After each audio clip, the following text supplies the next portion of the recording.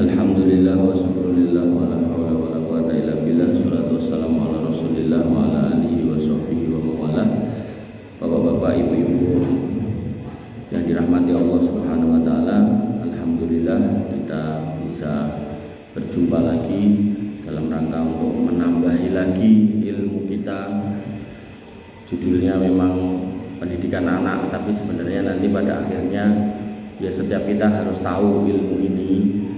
Kalau panjenengan masih ingat pelajaran kita beberapa minggu yang lalu, yang menika membahas Quran surat Luqman, dari mulai Quran surat Luqman ayat 13 sampai Quran surat Luqman ayat yang ke-19.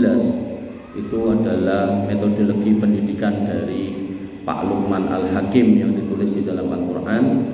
Yang pertama ini menika bersyukur, di mana dikatakan pada Quran surat Luqman bahwasanya aniskurli wali walidai, bersyukurlah dan juga kepada orang tuamu. Kemudian yang kedua diajari untuk bertauhid kepada Allah Subhanahu wa taala. Wa idh qala Luqman libnihi wa huwa ya'iduhu ya bunayya la tusyrik billah. Kemudian yang ketiga, wasainal insana biwalidayhi hamalatu ummu wahnan ala wahnin wa fisalu fi amani aniskur li waliwalidayhi, diminta untuk kemudian berbakti kepada orang tua. Kemudian yang keempat, diminta untuk menyikapi orang tua yang dengan cara yang baik, wa in jahadaka ala an tusyrika bima laysa laka, dan seterusnya. Kemudian yang kelima, diminta untuk tidak berlaku dolim, artinya anak itu diajari jangan sampai berbuat dolim. Kemudian yang keenam, diminta untuk sholat, amar ma'ruf, sabar. Kemudian yang ketujuh, diajari untuk tidak sombong. Kemudian yang kedelapan, diajari untuk beradab dan tidak berteriak-teriak. Lalu kemudian saya lanjutkan dengan hadis 7 golongan yang akan diselamatkan Allah Subhanahu wa taala pada hari kiamat, yaitu yang pertama orang yang adil, kemudian yang kedua pemuda yang tumbuh dewasa dan beribadah kepada Allah, wasabun nasa'a fi ibadatillah. Kemudian yang ketiga, anak yang kemudian seneng ke masjid. Jadi nek ning masjid itu seneng, atau pokoknya mau ditekoki atau digoleki wong tuane ning masjid gitu kan. Kemudian yang keempat, anak-anak yang kemudian kalau nyari teman itu teman-teman yang baik, yaitu tahaba fillah wa istama alaihi wa tafarraqa alaihi. Kemudian yang kelima, yaitu anak-anak yang kemudian menjaga kehormatannya, baik dia laki-laki maupun perempuan.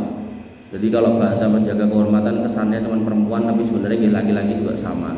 Cuman bedanya kalau kehormatannya ini tidak dijaga, laki-laki bekasnya nggak kelihatan, tapi kalau perempuan bekasnya enten ketok, bahkan sampai tua masih ada. Kemudian yang keenam, yaitu anak-anak yang kemudian tumbuh dalam keikhlasan, bahkan dia bersedekah dengan tangan kanan, tangan kirinya nggak tahu, ibaratkan wonten ibu. Kemudian yang ketujuh, yaitu anak-anak yang senang berzikir kepada Allah Subhanahu wa taala, senang ngaji, senang mojok, wiritan, senang mendengarkan pengajian daripada mendengarkan yang tidak bermanfaat. Nah niku nek dirangkum yang dari surat Luqman tadi ada 9 poin: bersyukur, tauhid, berbakti pada orang tua, tidak dolim, sholat, amar ma'ruf, nahi mungkar, sabar, tidak sombong, lalu beradab. Kemudian yang dari hadis ada 7, yaitu bersikap adil, tumbuh dalam ketaatan, senang ke masjid, berteman karena Allah, menjauhi zina, kemudian ikhlas dan suka mengingat Allah dalam kesendirian. Dan itu nek digabung, itu ada 6 poin besar. Yang pertama, nek saya urutkan dari prioritasnya, yang pertama niku tauhid, kemudian yang kedua berbakti sama orang tua, karena nanti kaitannya sama ayat yang sering memerintahkan bersembahlah Allah, kemudian berbaktilah sama orang tua. Ubudullah wa la tusyriku bihi syai'a wa bil walidaini ihsana. Sembahlah Allah, jangan berbuat kesyirikan, dan kemudian berbaktilah pada orang tua. Niku 1, 2. Kemudian yang ketiga, tumbuh dalam ketaatan. Nah, tumbuh dalam ketaatan itu mungkin dan poin-poinnya yang pertama berteman karena Allah, senang ke masjid, sholat, mengingat Allah dalam kesendirian. Jadi gabungan Quran surat Luqman kali hadis niku nek digabung ada 6 poin besar. 1 tauhid, kemudian yang kedua berbakti pada orang tua, yang ketiga tumbuh dalam ketaatan, yang keempat beradab. Nah adab niku mengke enten ikhlas, syukur, sabar, adil, tidak teriak-teriak, menjaga mulut, kemudian tidak dolim, tidak sombong. Yang kelima amar ma'ruf nahi mungkar. Yang keenam menjauhi zina. Jadi pelajaran kita insya Allah selama saya masih dikasih nyawa niku niki. Dan tentu ngomongnya iki dinggo Mas, anak sing soleh kaya judule ten niku, ajeng niku. Nggih, ning nek bapake ya ora mudeng terus pripun kan gitu. Kalau panjenengan masih ingat, maka pendidikan terbaik ini kan contoh, nyontoni.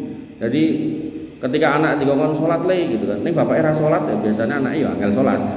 Tapi nek bapake salat, nah maka ngongkon lari, ngengken lari niku kan salat niku langkung gampil tinimbang bapake ora salat. Makanya urutannya ini saya susun sedemikian rupa sesuai prioritas harapannya agar kemudian kita enggak walik-walik. Dimana ketika kita atau panjenengan amati nanti orang-orang yang walik-walik itu nanti akan kelihatan di dalam rumah tangga itu ada sesuatu yang salah. Kita sholat tapi yo sregep sajen ning perapatan ini. Nanti akan beda sama orang yang tidak pernah melakukan kesyirikan tapi yo sholat gitu. Nah, maka kita urutkan yang pertama gimana kok tauhid. Nah, tauhid ini pun materinya sampun kula susun sampai 100-an dalil gitu kan. Bapak Ibu yang dirahmati oleh Allah Subhanahu wa taala, kita masuk tentang tauhid dan tidak berbuat kesyirikan. Nah, tauhid niku napa? Dikatakan oleh Syekh Al-Utsaimin rahimahullah. Beliau mengatakan at-tauhidu ifradullah ta'ala bima yahtassu bihi minar rububiyyah wal uluhiyah wa asma' was sifat. Jadi yang namanya tauhid niku panjenengan ngesake Gusti Allah. Jadi Gusti Allah niku mboten enten tandingane, mboten enten sing sami, mboten enten sing napa meneh ngungguli, mboten enten sing ngrencangi dalam hal apa? Dalam hal kekhususan Allah. Kekhususan Allah apa? Ada 3, rububiyah, uluhiyah, asma wa sifat. Niki memang pelajaran rada awon, tapi nggih memang harus disampaikan. Nah, mungkin saya coba untuk sampaikan satu-satu, rububiyah itu apa, uluhiyah itu apa, asma wa sifat itu apa. Tapi intinya Allah itu punya sifat kerububiyahan, punya hak keuluhiyahan dan punya asma wa sifat. Itu gak boleh kita letakkan, kita terapkan, kita sampaikan kepada selain Allah. Gampangane ngeten lah, nek panjenengan gadah garwa, misalnya ibu-ibu gadah garwa bapak-bapak, wajibnya kan nafkahi jenengan nang griya to. Kok tiba-tiba garwane jenengan nafkahi wong wedok liya. Ini kan mesti kan ada yang salah.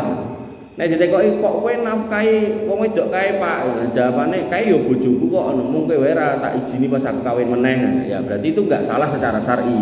Tapi nek niku nggih mboten bojone, ya maka salah niku pasti kan. Nah, maka kembali ke sini ada sifat rububiyah, uluhiyah, asma wa sifat ini enggak boleh ditaruh kepada selain Allah Subhanahu wa taala. Nah, kenapa kita harus tahu tauhid? Nah, ini yang pertama, ketika kita enggak mengenal tauhid atau tidak mau belajar tauhid, Nabi SAW mengatakan, la taqumu sa'ah hatta talhaqa qabailu min ummati bil musyrikina wa hatta ya'budunal awsan. Maka tidak akan terjadi hari kiamat. Artinya kiamat mungkin mboten bakalan kedadosan sampai beberapa kabilah, beberapa suku, beberapa negara kaum muslimin, umat dan seterusnya dari umatku, dari orang yang ngaku muslim gitu kan, dia bergabung dengan orang-orang musyrik dan sampai mereka juga menyembah berhala atau sesuatu yang disembah selain Allah. Jadi Nabi menegaskan bahwasanya nanti akan ada satu masa di mana orang Islam yang harusnya hanya menyembah Allah tapi yo melu-melu nyembah selain Gusti Allah. Niku pun enten. Jadi nek wong Hindu niku ngeramatke sapi, teleke niku dienggo niku. Nah, niku wong Islam nggih enten sing ngoten niku. Nah nek wong Hindu kemudian kula kan berapa waktu yang lalu ten Bali niku enten acara niku. Niku ten pojokane sawah niku dikeki sajen, wong Islam nggih enten sing ngoten niku. Kemudian kalau wong niku melih, niku ning perapatan dikeki segala macam sajen, niku wong Islam nggih enten sing ngoten niku melih. Bahkan niku sing Islam kadang luwih parah itu. Jadi sekolah pas numpak niku bise niku tour guide niku wong Hindu. Niku nglewati napa niku kretek. Niku mboten enten niku acara nguncali napa pitik. Tapi wong Jawa, wong Islam arep mara ning ngene besane men nyepake pitik, diitung sik kerteke sing dilewati pira. Niku nggih enten wong sing manggon ten cedhak jembatan niku yo iki nek Sabtu karo Minggu akeh wong lewat mesti nguncali pitik. Dinteni panen ndek pitik urip kok karwane mah dingu sisan kan. Maka kula pas ten Bali mboten wonten wonge lewat jembatan mboten enten sesuk mandeg sik nguncali pitik mboten enten. Ya, tapi nggih niku wae. Ya, ada kata Nabi SAW yang akan melakukan apa yang dilakukan yang harusnya bukan agama kita. Makanya Nabi SAW mengatakan man tasabbaha biqaumin fahuwa minhum. Sapa wong sing melu-melu kaum liya kuwi dane dhek ya kaya dhek. Artinya agama ini, Islam niku enggak akan sama dengan yang sebelah. Enggak akan sama dengan agama lain. Pramila jenengan untuk mengenali agama kita ini ada bener apa enggak, artinya ada misal aliran tertentu ngomong sing paling bener niku ngeceknya gampang. Nek nganti podo kaya agama liya kuwi genah keliru. Contoh ten agama Katolik misal itu enten imam tertingginya gitu. Terus nanti tiap negara niku ditaruh namanya kardinal niku nggih pendeta tapi sing paling dhuwur ten negara mriku. Mungkin ngisore mungkin enten melih strukture. Dan dia mengatakan sing paling bener apa nek do mungkin dhuwur iki bener, kok ditukke ngisore iki ya bener. Ngoten niku enten mboten sing ngoten niku. Nek wong ngomong imame dhuwur dhewe terus tekan ngisor tekan amir-amir cilik-cilik niku. Enten mboten? Enten. Nek enten ya berarti ra bener iki. Karena hakikatnya Islam itu enggak seperti itu. Yasiru wala tu'asiru. Islam niku gampang. Enggak serut itu. Nggih. Maka kemudian kenapa kita harus tahu tauhid? Karena Allah yang memerintahkan. Dan bahkan kita itu diciptakan, panjenengan niku dilahirkan. Jin niku dienekke, dilahirke ugi. Niku dikatakan oleh Allah Subhanahu wa taala, saya yakin jenengan pun sami apal. Wa ma khalaqul jinna wal insa illa liya'budun. Kita itu enggak hadir di sini di dunia ini, enggak lain enggak bukan tuh untuk beribadah. Aku ya beribadah Mas, wis salat. Nah, para ulama mengatakan liya'budun di sini liwahidun. Dia sami salat, dia sami ngebekti marang Gusti Allah, tapi liwahidun. Jadi ibadahnya itu enggak boleh diduakan, ngoten lho. Jadi sumpah setia kita itu hanya kepada Allah Subhanahu wa taala. Dan itulah yang sesuai dengan fitrah. Makanya Nabi mengatakan kullu mauludin yuladu alal fitrah. Setiap anak itu terlahir sesuai fitrah. Lah fitrahnya itu apa? Ingin bertauhid. Fitrahnya itu tidak berbuat kesyirikan. Fitrahnya itu hanya mengesahkan Allah Subhanahu wa taala. Mantep-mantepnya itu hanya kepada Allah saja.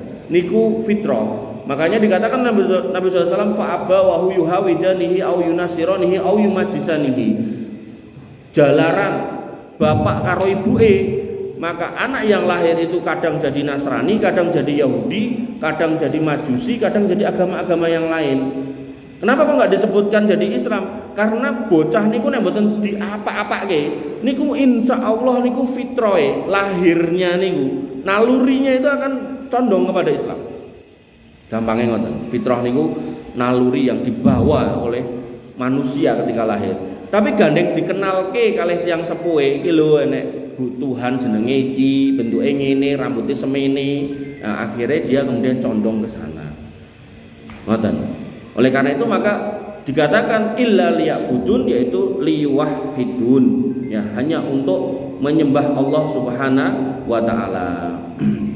Nah, lajeng para nabi itu semuanya, para rasul sejak Nabi Nuh sampai Nabi Muhammad SAW itu mendapat amanah untuk menyebarkan agama. Nah, ditegaskan oleh Allah Subhanahu wa taala dalam Quran surat Al-Anbiya ayat 25, "Wa ma arsalna min qablika mir rasulin illa nuhi ilaihi annahu la ilaha illa ana fa'budun." Dan tidak kami utus seorang rasul pun sebelum kamu, wahai Muhammad. Jadi enggak ada semua rasul sebelum kamu, wahai Muhammad. Itu tidak ada satupun yang menyampaikan risalah kecuali wahyu dari Allah yang berbunyi annahu la ilaha illa ana fa'budun.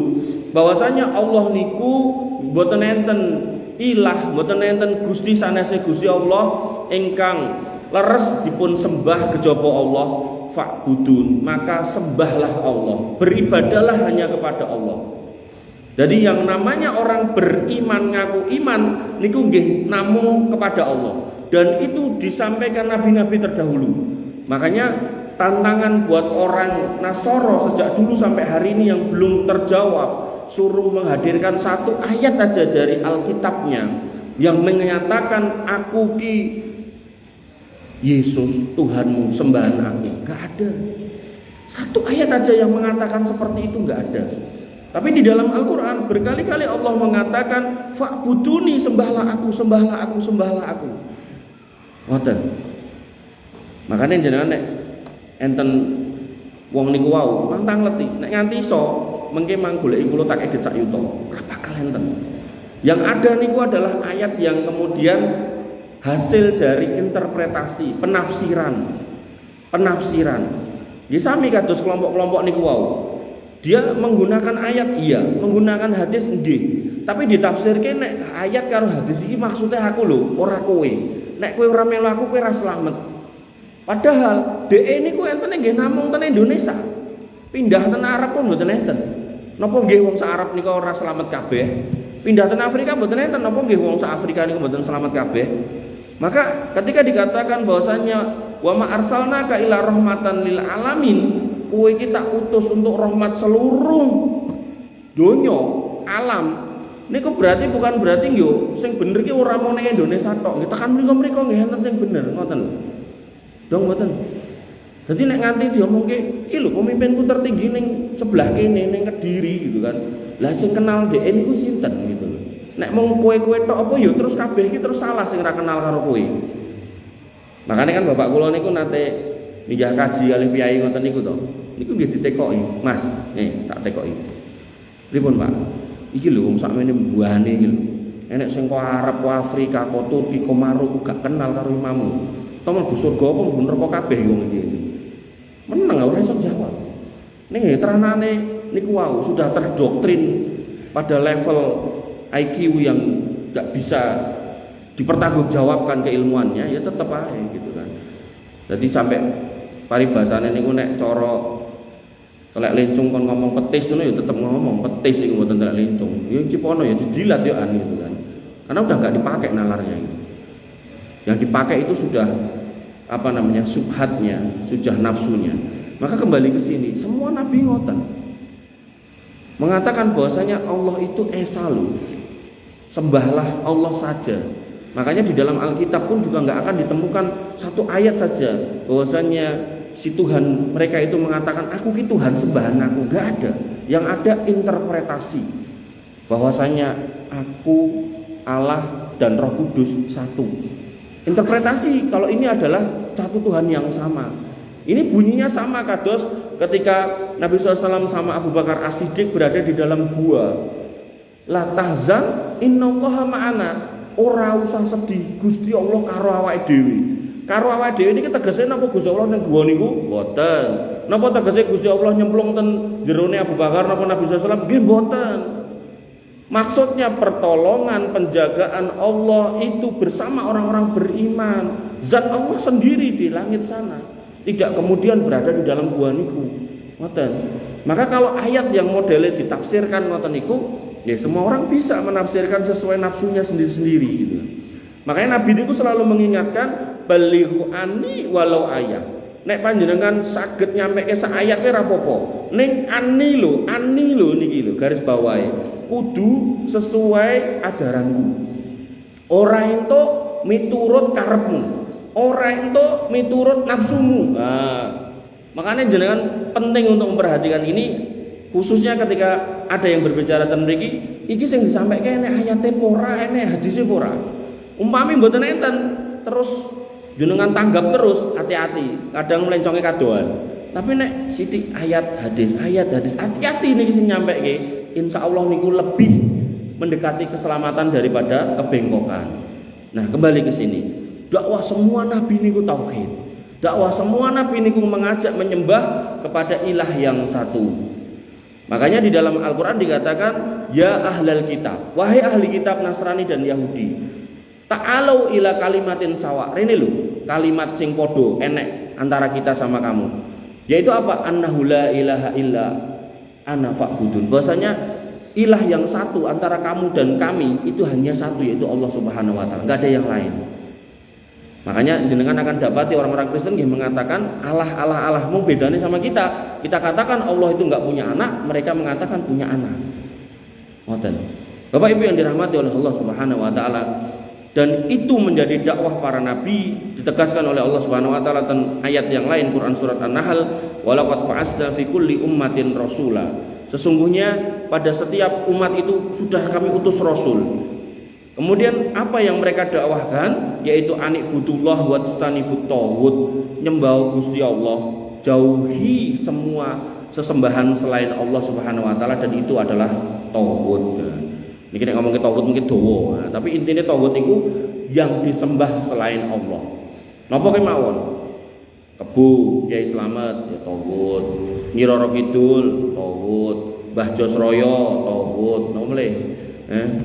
Dewi napa sinten sawah niku terus enten Dewi Sri taghut, napa? Bae sing ngomongi jelma dadi lari angon niku nggih taghut, napa mleh? Nggih niku sedanten sanese Gusti Allah ingkang dipun wedeni kalih menungso nganti disajeni, nganti diuri-uri dikei napa kemawon, itu namanya taghut. Bentuke napa mawon? Apakah reca, apakah uwit, apakah kewan, apakah ora ketok, niku nggih taghut. Nggih. Kemudian Nabi Nuh juga mendapat risalah yang sama, walaqad arsalna nuhan ila qaumihi faqala ya qaumi ibudullah ma lakum min ilahin ghairu inni akhafu alaikum adzab yaumin adim.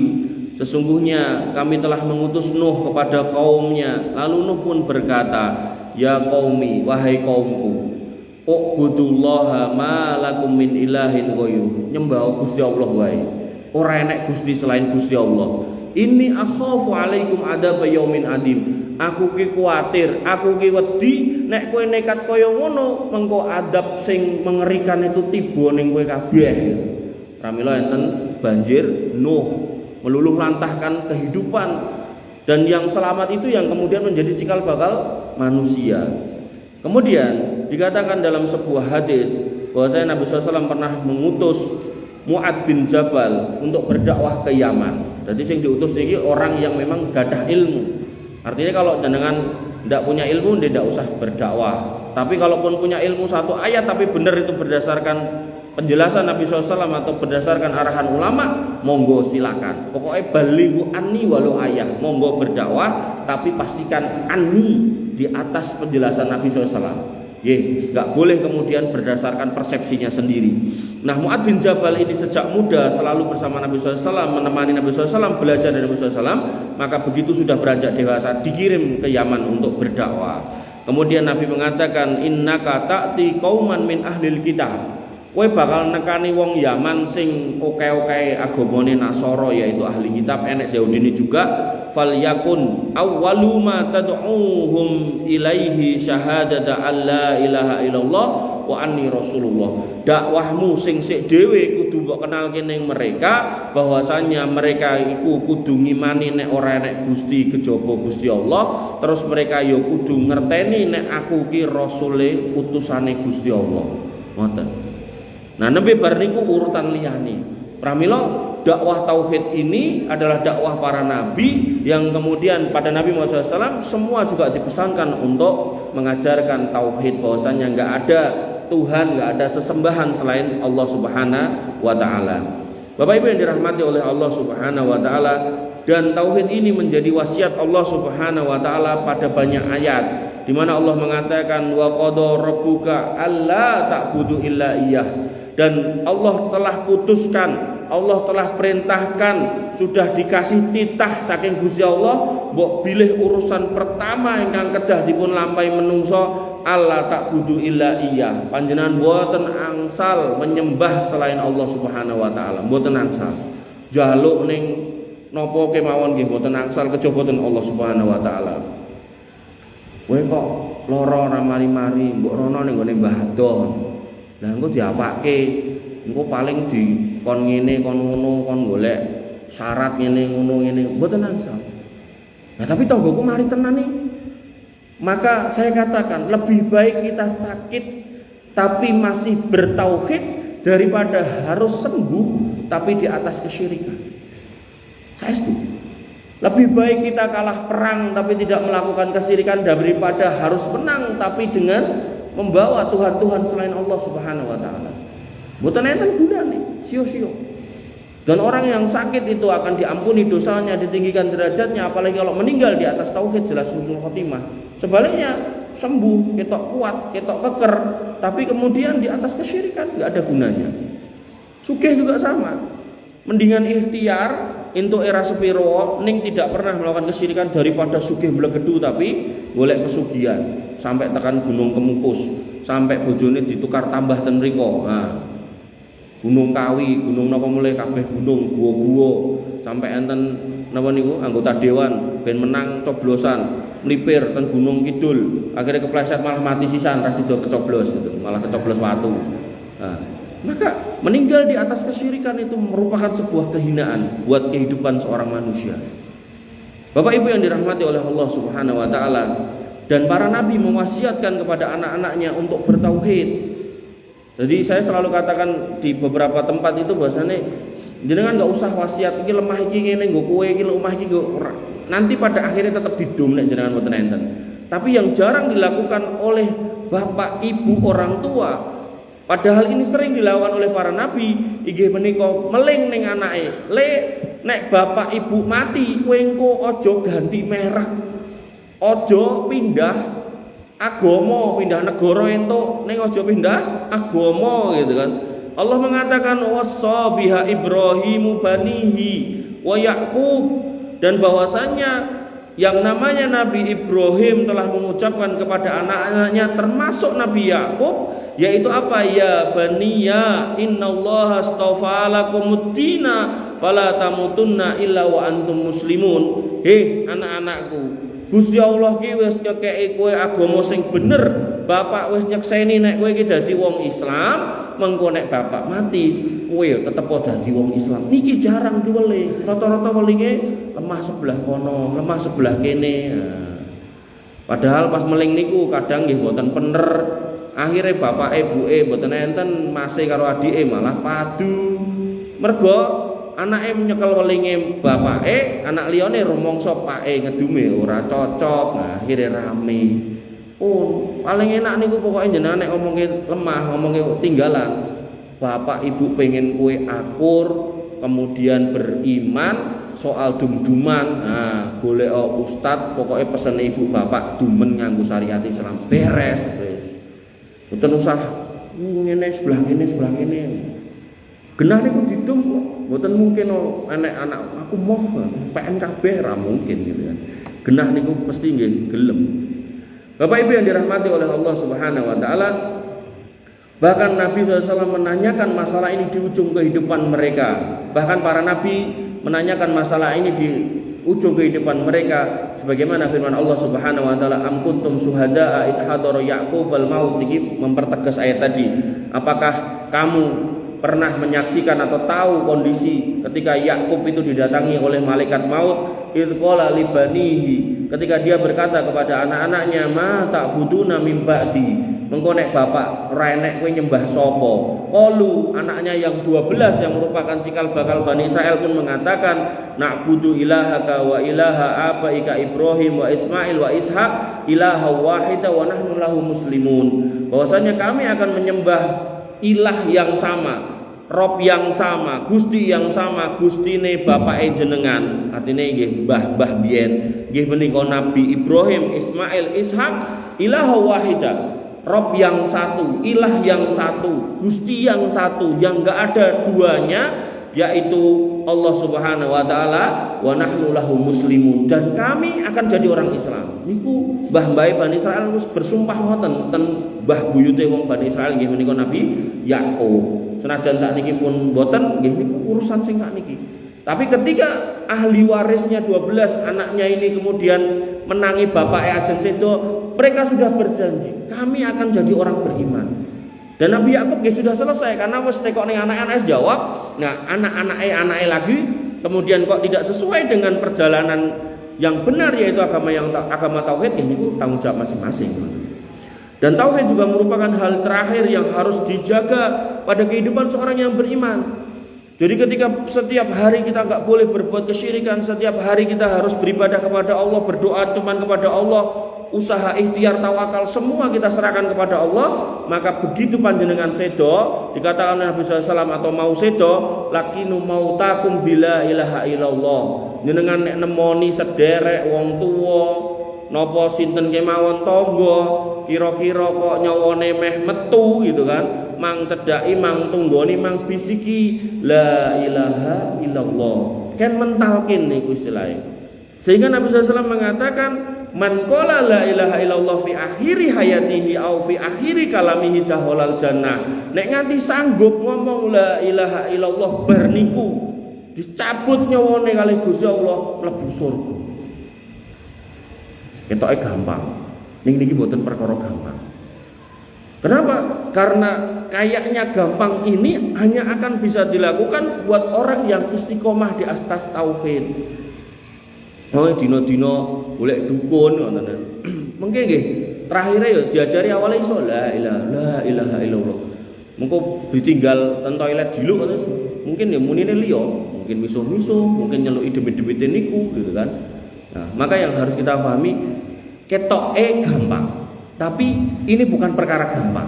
Artinya jangan digampangkan ngoten lho. Ampun ngenteng ki, panjenengan harus benar-benar istiqomah di atas tauhid ini. Kemudian sampai Allah mensifati hamba Allah ibadur rahman niku dan Quran surat Al-Furqan ayat 68 dengan sifatnya walladzina la yad'una ma'allahi ilahan akhar. Hamba Allah yang disebut ibadur rahman niku dia enggak akan meminta, enggak akan berdoa, enggak akan mengharapkan sesuatu kecuali kepada Allah Subhanahu wa taala. Mboten enten dhek tadi niku dodolan rapayu terus geger golek sajen dekek ten pundi, terus ngen pojokan warunge disajeni, ajeng tip-tipan dadak nggawa macem-macem didekek ning ngisor wit ringin, dadak dekek ning perapatan macam mboten. Maka seorang hamba Allah yang bergelar ibadur rahman, hamba Allah ar-Rahman niku mboten bakalan nglakoni ngoten niku. Dan mlebet surga niku syaratnya tauhid niku. Dadi cara jenengan ajeng nonton bal niku dicek tiketnya pundi Pak Bu nek bal. Nek ajeng nonton napa nek jaman biyen napa tontonan-tontonan sing enten tikete niku. Nah, tiket untuk masuk surga niku tauhid. Nabi SAW mengatakan man syahida alla ilaha illallah wahdahu la syarikalah, sapa wonge sing kemudian nyekseni nek Gusti Allah niku mboten enten sanese, mboten enten sekutu buat Allah, wa anna Muhammadan abduhu wa rasuluh, dan bahwasanya Muhammad niku hamba Allah dan rasulnya, wa anna Isa Abdullah, dan yang namanya Isa yang disembah orang-orang Nasara niku cuman Abdullah, wa rasuluh hamba Allah dan rasulnya, wa kalimatuh dan kalimat dari Allah Subhanahu wa taala, alqaha ila Maryam yang disampaikan kepada manusia perempuan suci yang bernama Maryam, wa ruhum minhu dan juga ruh yang ditiupkan dari Allah Subhanahu wa taala, wal jannatu haq dan surga niku leres, wan naru haq dan neraka niku leres, adkhalahu Allahul jannata ala ma kana minal amal. Nek wonge kuwi amale sithik tetep bakal dilebokke surga. Makanya hati-hati, nanti ada orang-orang Kristen niku sing tawa ngeten iki. Pak Bu, niki jenengan tampa sembako kula. Jenengan boten kedah mlebet Kristen. Jenengan mung cukup ngiyakini nek Tuhan saya itu juru selamat. Jenengan jek Islam rapopo, jek kudungan, jek jenggoten rapopo, jek salat rapopo. Ning jenengan yakini nek Tuhanku ya juru selamat juga. Pun niki mang tampi. Enten ngoten niku, dakwah model ngoten niku. Nah, maka dalil ini membantah bahwasanya orang yang bertauhid itu harus mengesahkan Allah, mengakui Nabi Muhammad SAW niku hamba dan rasulnya, termasuk mengatakan meyakini bahwasanya Isa Al-Masih niku cuma manusia biasa dan Rasul Allah Subhanahu wa taala. Lalu kemudian di situ diiringi dengan persaksian nek surga niku leres, neraka niku leres, lajeng kemudian Allah akan menerima persaksian niku senajan amale mung sithik. Senajan urung munggah kaji, ning tenan-tenan ra mampu, tapi nek yudhe tokeh ning ra mangkat dan niku benten melih urusane. Nek tenan-tenan ra mampu, senajan mangger korban gaene mung ngresik iki napa blondotan. mergo arep korban yo ora mampu. Blondotan teleken. Resi usus, langganane pokoknya masih kae. Itu napa-napa. Tapi benar-benar enggak pernah berbuat kesyirikan, genah mlebu surga. Kemudian di dalam hadis yang lain dikatakan man mata la yusriku billahi syai'an dakhalal jannah. Sapa wong sing kemudian meninggal dan tidak berbuat kesyirikan sedikit pun pasti masuk surga. Wa man mata yusriku billahi syai'an dakhalal nar. Tapi nek enek wong kemudian pas mati membawa dosa kesyirikan, dia akan masuk neraka.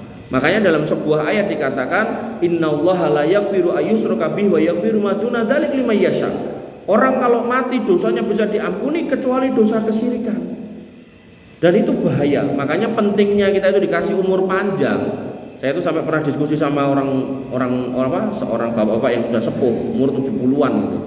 Niku sampai beliau ngomong bahasane apa aku ki dikek umur doang ini karepe karo Gusti Allah gen ngedum lemahku to. Kula sak mboten gitu. Jenengan mangcek, mungkin enten dosa sing dereng jenengan istighfari. Napa kemawon kula mboten ngertos, sing ngertos jenengan. Mangcek, nom biyen pernah ngopo ditobati. Karena kalau nanti kita lali tobat atas dosa selain kesyirikan, insya Allah Allah ampuni. Tapi nek nom-nomane tau merdukun, nom-nomane tau jimat, golek penglaris, golek napa niku sing pelet, santet, tahu bersentuhan dengan dunia kesyirikan, kok niki enggak ditobati, boten nyuwun ngapura dhateng Gusti Allah, nanti dibawa mati niku boten saged diresiki ngangge napa kemawon. Istighfar anak iki boten saged. Amal-amal soleh jenengan nggih boten saged. Makanya pentingnya niki ngecek. Umpami panjenengan termasuk yang umurnya dikasih panjang, dicek. Nom-nomane biyen pernah ngopo? Pernah ora ning Sendang Jaten nggawa sajen, ayo. Nek tahu tobati. Pernah ora gawe sajen didekek ning sawah. Nek nate tobati.